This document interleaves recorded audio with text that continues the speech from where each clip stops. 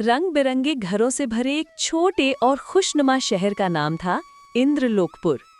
इस शहर की सबसे प्यारी बात ये थी कि यहाँ हर चीज रंगों से भरी होती। नीले घर, गुलाबी दुकानें, पीले पेड़ और यहाँ तक कि सड़कें भी हल्की हरी। इसी शहर में एक 7 साल का प्यारा लड़का रहता था, मीटू। मीटू बहुत जिज्ञासु था, हर चीज को गौर से देखता और नई नई बातें सीखने की कोशिश करता। लेकिन उसके मन में एक बड़ा सा सपना था, आसमान में उड़ना। हर सुबह जब सूरज की किरणें शहर को सोने जैसा चमका देती, मीटू अपनी छत पर खड़ा होकर उड़ते पक्षियों को देखता। वो हाथ फैलाता और कल्पना करता कि वो भी पंख फैलाकर उड़ रहा है। उसकी माँ हंसकर कहती, मीटू, तुम बहुत ऊंचे सपने देखते हो। मीटू गर्व से कहता, हाँ माँ, एक दिन मैं सच में उड़ूंगा। स्टोरी नंबर 2, गुब्बारे वाले का आगमन। एक दिन जैसे ही मीटू स्कूल से आया, उसने सड़क पर बहुत भीड़ देखी। लोग हंस रहे थे, खुश हो रहे थे और बच्चों की आंखें चमक रही थीं। मीटू पास पहुंचा तो देखा, एक बूढ़ा लेकिन हंसमुख गुब्बारे वाला शहर आया था। लेकिन ये कोई साधारण गुब्बारे नहीं थे। उसके पास थे तारे जैसे चमकीले गुब्बारे, बादल की शक्ल वाले गुब्बारे, कार्टून कैरेक्टर वाले गुब्बारे और सबसे खास जादुई रोशनी वाले गुब्बारे। हर गुब्बारा ऐसा दिखता था जैसे उसमें किसी जादू की चिंगारी भरी हो। मीटू ने विस्मय से पूछा, काका, क्या ये सच में जादुई गुब्बारे हैं? बूढ़ा मुस्कुराया, हाँ बेटा, लेकिन एक खास गुब्बारा है जो सिर्फ नेक दिल बच्चों को उड़ाता है। ये सुनते ही मीटू उछल पड़ा, मेरे लिए भी है क्या? काका ने अपनी टोकरी में हाथ डाला और एक नीला चमकीला गुब्बारा निकाला। वो गुब्बारा ऐसे चमक रहा था जैसे रात के आसमान में तारा। काका ने कहा, इसे कोई नहीं उड़ा सकता। ये गुब्बारा तभी जादू करता है जब तुम दूसरों की मदद करोगे। मीटू ने बिना सोचे तुरंत कहा, मैं मदद करूंगा, हमेशा करूंगा। बूढ़ा मुस्कुराया, उसकी आंखों में गहरा रहस्य छुपा था। स्टोरी नंबर 3, जादू की शुरुआत। गुब्बारा लेकर मीटू खुशी खुशी घर लौटने लगा। अचानक उसने एक छोटी बिल्ली की आवाज सुनाई, म्याऊ म्याऊ।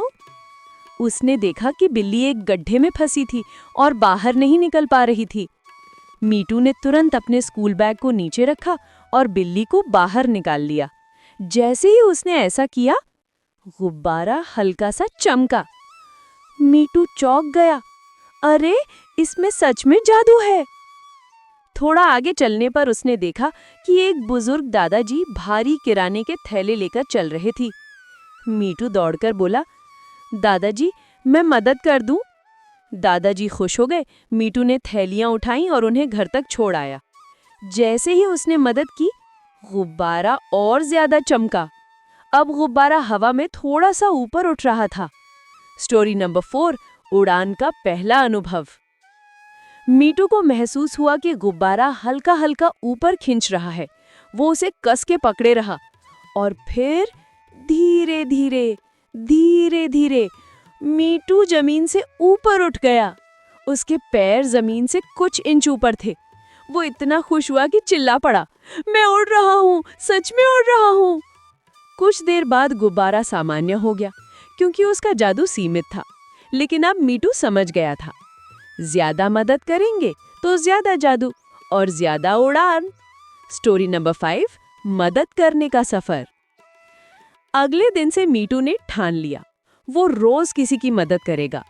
कुछ बच्चों को उसने पढ़ाई में मदद की, किसी पड़ोसी के बागीचे की सफाई करवाई। एक बार तो उसने एक छोटे बच्चे के खोए जूते खोजने में भी मदद की।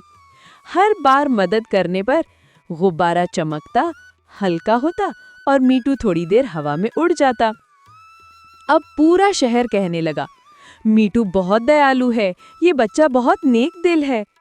पर मीटू को इन बातों से ज्यादा खुशी उड़ने की होती थी।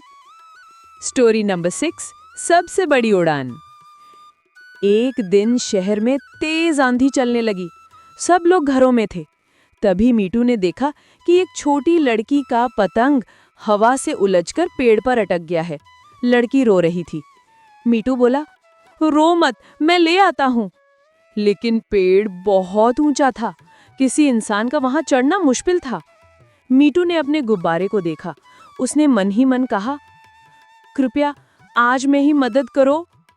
गुब्बारा तेज रोशनी से चमकने लगा और मीठू पहले से कहीं ज्यादा ऊंचा उठ गया। वो बादलों को छूता हुआ पेड़ की चोटी तक पहुंच गया और लड़की का पतंग उतार लाया। लड़की की खुशी का कोई ठिकाना नहीं था। उसने मीठू को गले लगा लिया और अब गुब्बारा सुनहरी रोशनी में बदल चुका था, मानो उसने अपना सबसे बड़ा जादू दिखा दिया हो। स्टोरी नंबर 7, असली जादू का राज। शाम को गुब्बारे वाला काका फिर दिखाई दिया। उसने मीठू से पूछा, बेटा बताओ, क्या तुम्हें समझ आया कि जादू कहाँ था? मीठू हंसकर बोला, हाँ काका, जादू गुब्बारे में नहीं, मेरे अच्छे कामों में था और शायद मेरे दिल में भी। काका ने उसकी पीठ थपथपाई और कहा, सही पहचाना बेटा, असली जादू हमेशा दिल में होता है और जिसे ये जादू मिल जाए उसे कोई नहीं रोक सकता। स्टोरी नंबर 8, नैतिक शिक्षा यानी मॉरल। दूसरों की मदद करने वाला इंसान हमेशा ऊंचा उड़ता है, चाहे उसके पास पंख हो या ना हो।